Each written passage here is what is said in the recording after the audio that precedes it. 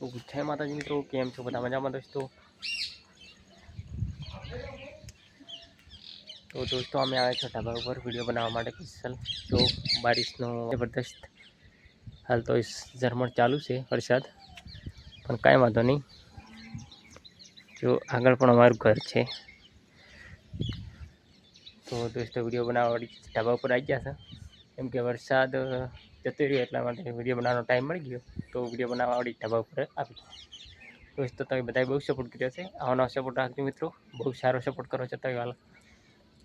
તો